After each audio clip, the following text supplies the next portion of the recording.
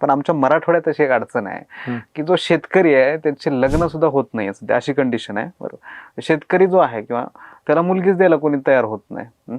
शेतकरी आत्महत्येचं प्रमाण मराठवाड्यात जास्त वाढलंय, विदर्भात आहे.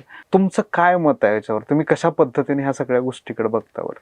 नाही, तर शेतकरी आत्महत्या या विषयावर मी बोलायला असमर्थ आहे, कारण की हा तुमचं काय ऑब्झर्वेशन नाही, आहे? हा एक प्लॅटफॉर्म नाही. पण जो तुम्ही महत्वाचा मुद्दा विचारला, किंवा शेतकऱ्यांच्या मुलांची लग्न होत नाहीत किंवा शेतकरी सुपुत्र म्हणून लग्न होत नाहीत, पण तुम्ही एक टोटल जर रिपोर्ट बघितला, सर्वे बघितला किंवा जास्त बघितलं, तर युवकांचं शेती करण्याचं जे प्रमाण आहे ते खूप मध्ये कमी म्हणायला हरकत नाही. कारण आज जर शेतकऱ्याचं वय बघितलं तर 35 ते 50 आहे. आणि आता समजा जर एखादा पालक म्हणून जर मुलगी द्यायची असेल, तर तो पालक विचारतो मुलाला शेती किती आहे, पण तो मुलगा शेतकरी नको आहे.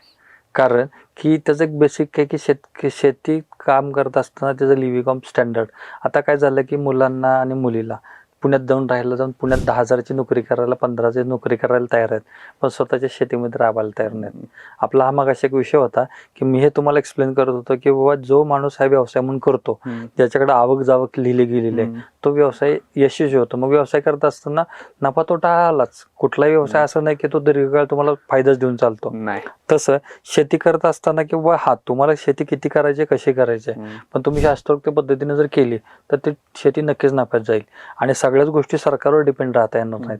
पण ज्या वेळेला युवक येतील आणि ह्या शेतीला कॉर्पोरेटचं फील येईल. आता तुम्ही बघा, 2014 पासून मी कुठल्याही पक्षाचा कार्यकर्ता नाही, पण मी जे काही बघतो आणि मी जे अनुभवलं, तर सुरुवातीला आतापर्यंत बचत गट होते, गट शेती केली जायची.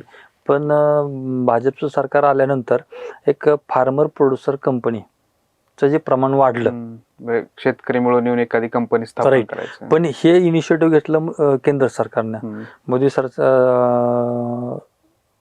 मोदी सरकारने त्यांनी ठरवलं, मे बी आकडा तो कमी जास्त होईल माझ्याकडून, तर त्यांनी 10,000 फार्मर प्रोड्युसर कंपन्या स्थापन करायचं.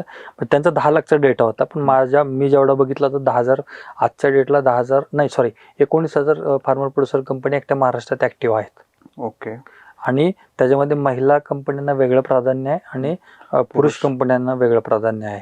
मग जसं की तुम्ही बाबा गट शेतीतनं त्यांनी फार्मर प्रोड्युसर कंपन्यावर आणलं, आणि आता मी पुढच्या 10 वर्षाचं जर मी बघतोय, तर तुम्हाला कॉर्पोरेट ॲग्रिकल्चर ज्या वेळेला इस्टॅब्लिश होईल, आणि तर मग तुमचा युवकांचा ओढा वाढेल, आणि मग त्या एखाद्या सुशिक्षित मुलीला सुद्धा वाटेल की माझा नवरा हा शेतकरी असावा.